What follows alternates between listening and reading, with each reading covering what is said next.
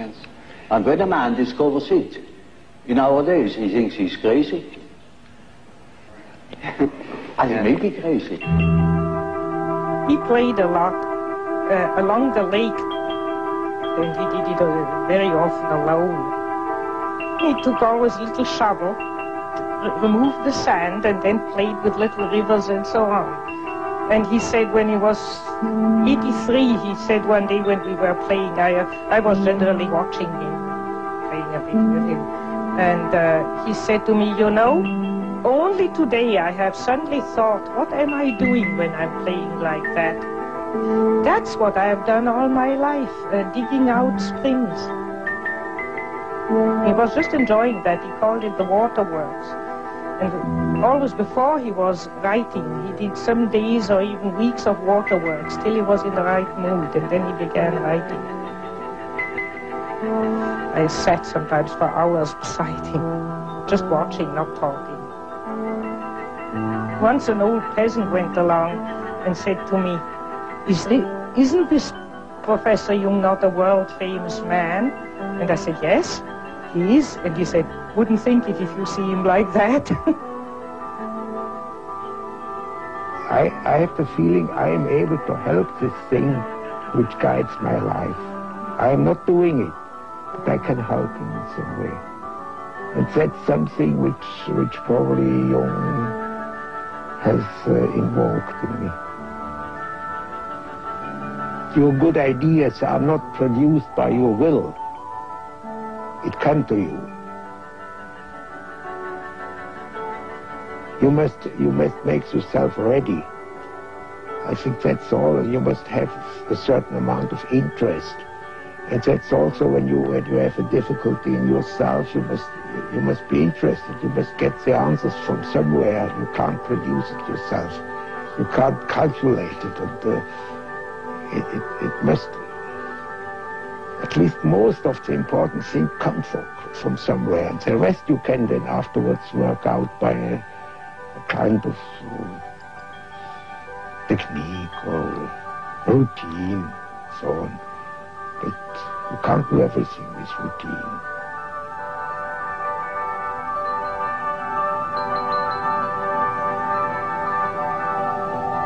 I was always looking for something in between, you know, something that linked that remote past with the present moment.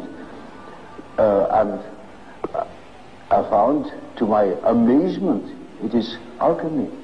It is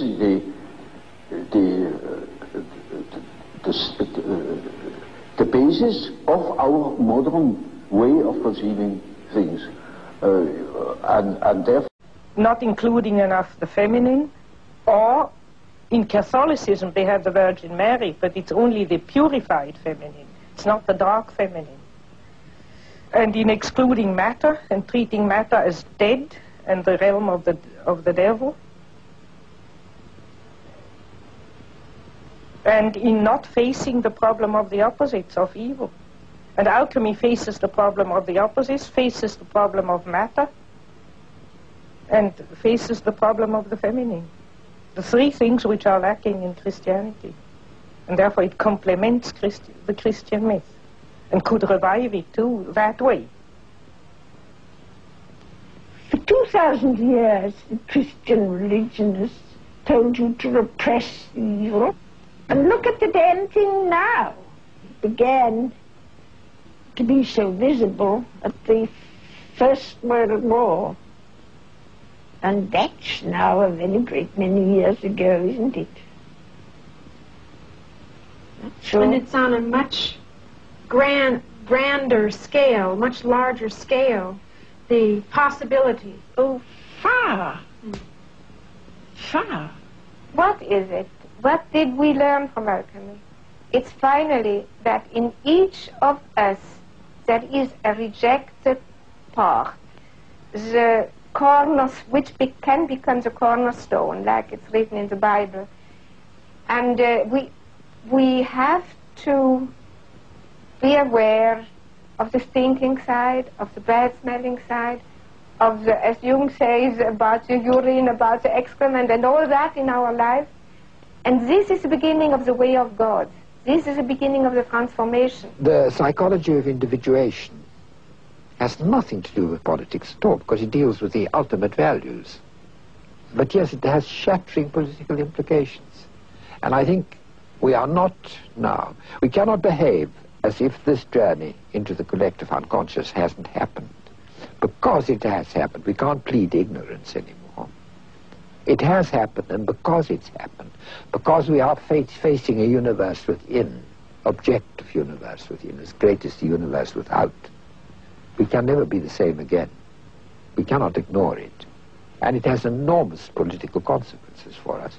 And the kind of society, the kind of politics that will save us will have to be where more important than any other quality in our politicians, must demand psychological illumination, psychological awareness, because otherwise we get people sparring with their own shadows. Otherwise you get nations, as we had in 1939, like the Germans, projecting their shadows onto the Jews, and then when they were eliminating the Jews, onto the Poles and God knows what not else, you see.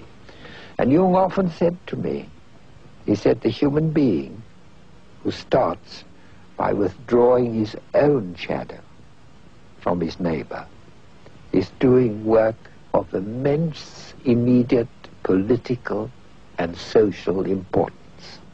What you would call the personal shadow of people didn't upset him. He just grumbled and cursed a bit, but that's not the problem of evil. It's that major evil of complete destruction which worried him. And his real approach to that was the inner work Yes, that he did. the only thing you can do, to confront yourself with it where you are. All the rest, all the benevolent, if benevolent preaching would help, then we would be out of the trouble long ago, because we get a lot of benevolent and reasonable preaching, but it doesn't help. So the only place where you can really put the hand on it and deal with it, body to body, the problem of evil, is in yourself. And there you have the hope to change something, but the hope to change the world is a childish illusion. As we've seen, the collectivist pattern taking over all over society, the paradox is you get a form of totalitarianism which is producing collectivism, then you get a kind of creation of greater and greater monopolies of commerce, bigger and bigger business, producing a kind of organization man which is the equivalent of the totalitarian organization man, where this individual thing disappears, and really this kind of this kind of politics of individuation, which you might call democracy, ceases to exist. And this is the point where we've reached at the moment. And at this point, all that's inferior, which Jung used to call the shadow in man, tends to come to the surface. The world hangs on a thin thread, and that is the psyche of man. Nowadays we are not threatened by elementary catastrophes. There is no such thing as an H-bomb. That is all man's doing. We are the great danger. The psyche is the great danger. What if something goes wrong with the psyche? See? And so you see, it is demonstrated to us in our days what the power of the psyche is of man, how important it is to know something about it, but we know nothing about it. Nobody would give credit to the idea that the psychical processes of the ordinary man have any importance whatever. One thinks, oh, he has just what he has in his head. It is all from his surrounding, his thought, such a thing, belief, such a thing. And particularly if he's well housed and well fed, then he has no ideas at all. And that's the great mistake. Because he is just that as which he is born, and he is not born as tabula rasa, but as a reality. Jung had a vision at the end of his life of a catastrophe. It was a world catastrophe. I don't want to speak much about it. One of his daughters took notes and after his death gave it. And there's a drawing with a line going down, up and down, and underneath is the last 50 years of humanity. And some remarks about the final catastrophe being ahead. But I have only those notes. Mm-hmm. What is your own feeling about it, the world Well, situation? one's whole feeling revolts against this idea.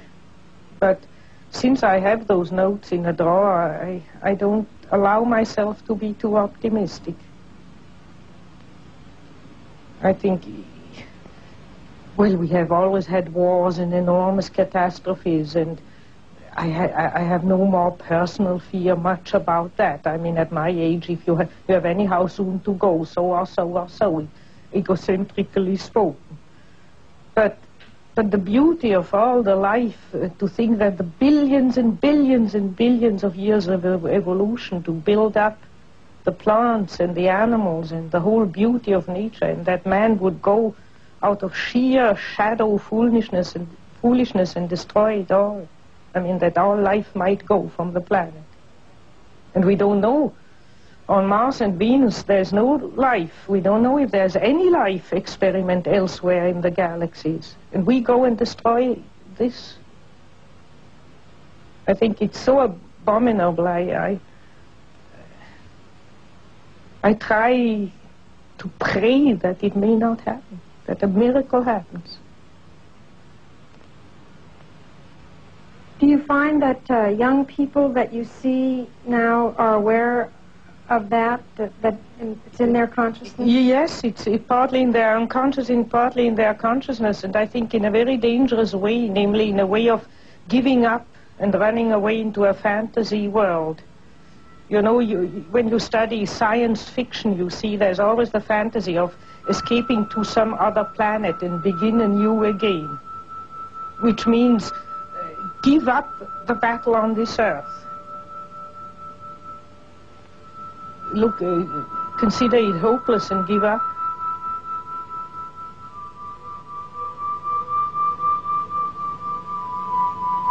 I think one shouldn't give up.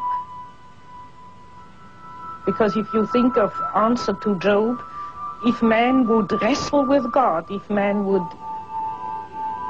tell God that he shouldn't do it,